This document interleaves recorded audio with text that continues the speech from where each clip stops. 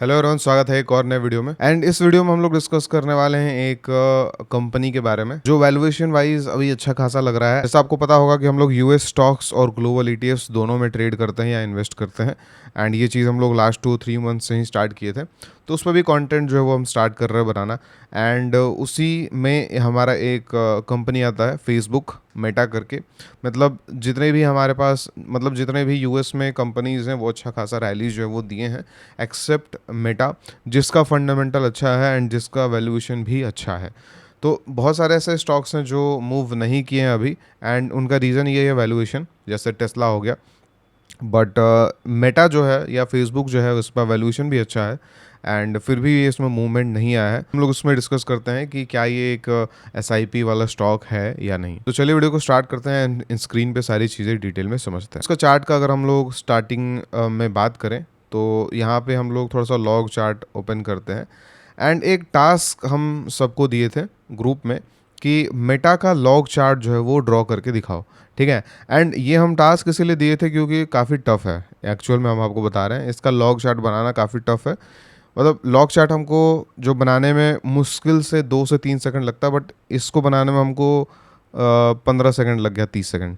तो इसलिए हम सोचें कि आप लोगों को टास्क दे देते हैं क्योंकि हमको ये टफ लगा थोड़ा सा, ठीक है। कि इसमें एक्चुअल में क्या क्या चैनल्स बन रहे हैं। तो पहले तो ये वाला चैनल बना, फिर ये बॉटम वाला चैनल बना, ठीक है। एंड फिर यहाँ पे भी एक रेजिस्टेंस काफ़ी स्ट्रांग है, तो इसको भी बनाना बहुत ज़्यादा इंपॉर्टेंट है।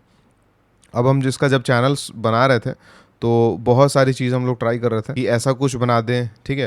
मतलब ऐसा कुछ भी बनाना वैलिड है, कोई दिक्कत नहीं है, ठीक है। यहाँ पे टच पॉइंट्स हैं, बट ये वाला टच पॉइंट बहुत दूर है, ये थोड़ा सा ठीक ठाक है। तो परफेक्ट टच पॉइंट्स नहीं मिल पा रहे थे जिससे परफेक्ट चैनल नहीं बन पा रहा था।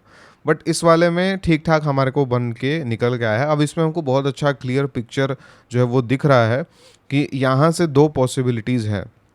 अगर हम लोग सिर्फ चार्ट का बात करें तो यहाँ से दो पॉसिबिलिटी है कि जो मेटा है वो अपना यहाँ पे टारगेट कंप्लीट करके एंड वापस से यहाँ से रिट्रेसमेंट लेने आए, ठीक है। या सेकंड पाथ क्या है कि यहाँ से टारगेट कंप्लीट करके एंड इसका भी ब्रेकआउट कर दे एंड इसका ब्रेकआउट करके यहाँ तक जाए एंड फिर वापस से यहाँ पे आए। तो इसका दो पाथ हमको देखने को मिल रहा है। और तीसरा पाथ क्या है कि इसका ब्रेकडाउन करके एंड ब्रेकडाउन करके यहाँ पे आ जाए। तो टोटल 3 पाथ्स हमको मेटा में देखने को मिल रहा है, ठीक है, इस तरीके से। अब तीनों पाथ में अगर हम लोग देखेंगे, जैसे जो बेस्ट केस अगर हम लोग देखें तो बेस्ट केस ये तो ठीक ठाक वाला केस है, ये बेस्ट केस नहीं है जिसमें इतना अपॉर्चुनिटी है। बेस्ट केस हमारा ये है। अगर थोड़ा सा हम लोग उसको और नीचे कर दें, जैसे जैसे टाइम लेगा, हाँ, बेस्ट केस हमारा ऑलमोस्ट ही है, ठीक है। ये बेस्ट केस हो गया। एंड वर्स्ट केस क्या है? वर्स्ट केस है हमारा ऑलमोस्ट यहाँ के आसपास, इसके आसपास। तो तीनों सिनेरियोज हमको देखने को मिल रहा है। अब हम लोग जो है ना तीनों सिनेरियोज में से किसको ज़्यादा प्रेफर करेंगे वो हम लोग देखते हैं, ठीक है। तो थर्ड सिनेरियो जो है वो डाउनफॉल वाला सिनेरियो आने के लिए इसका ब्रेकडाउन तो करना पड़ेगा, राइट। बट ये तो ब्रेकआउट कर गया। तो अभी के टाइम पे ये जो थर्ड वाला सिनेरियो है वो तो फेल हो गया काइंड ऑफ, ये दिख रहा है हमको। अब ये सपोज यहाँ से रिवर्स करके एंड वापस से इसको ब्रेक कर जाता है, तब तो ये वापस से थर्ड वाला सिनेरियो आ जाएगा। बट अगर हम लोग अभी तक चार्ट के हिसाब से देखें, ये जो चार्ट है वो हम यहाँ पे डिस्कस किए थे कम्युनिटी में, एंड इसमें वहाँ से अच्छा खासा मूव आ गया, खैर। बट इसमें अगर ब्रेक यहाँ से घूम के अगर ब्रेक कर जाता है तो थर्ड वाला सिनेरियो को चांस बन जाएगा। बट अभी तो ये ब्रेकआउट कर गया, तो ब्रेकआउट करने के वजह से ये जो चांस था ये थर्ड वाला, ये थोड़ा सा कम हो गया, बहुत कम हो गया। अब फर्स्ट और सेकंड सिनेरियोज ज़्यादा जो है वो देखने को लग रहे हैं कि हाँ, फर्स्ट और सेकंड सिनेरियोज में ही जो चीज़ें हैं वो हो सकती हैं, ठीक है। तो हम लोग बेस्ट के सिनेरियो पहले ही क्यों लेके चले, हम लोग जो अ, इसमें ब्रेकआउट के बाद जो सेकंड बेस्ट सिनेरियो है उसको लेके चलेंगे। मतलब हम लोग इसको लेके चलेंगे, इसको लेके नहीं चलेंगे। क्यों? क्योंकि यहाँ पे जब आएगा तो यहाँ पे हमको दिख जाएगा कि यहाँ से रिजेक्शन ले रहा है प्राइस या यहाँ से ब्रेकआउट कर रहा है, उसके हिसाब से हम लोग अपना डिसीजन बना सकते हैं। बट अभी तक हम लोग उसको यहीं तक लेके चलेंगे। अब हम लोग अगर फिबोनाची ड्रॉ करते हैं, फिबोनाची के हिसाब से भी 1.6 यहीं पे आ रहा है, एग्जैक्ट 1000 पे आ रहा है हमको फिबोनाची से 1.6, ठीक है। एंड अगर हम लोग फिबोनाची एक्सटेंशन भी मार्क करते हैं तो ये हम लोग लो मार्क कर दिए, ये हम लोग हाई मार्क कर दिए एंड हम लोग यहाँ से फिबोनाची एक्सटेंशन लगाए, यहाँ से भी 1.6 यहीं पे परफेक्ट आ रहा है। तो जो हम लोग लेवल बनाए हैं इसका 1.6 वाला, वो बहुत परफेक्ट हमको लेवल निकल के आया है, ठीक है।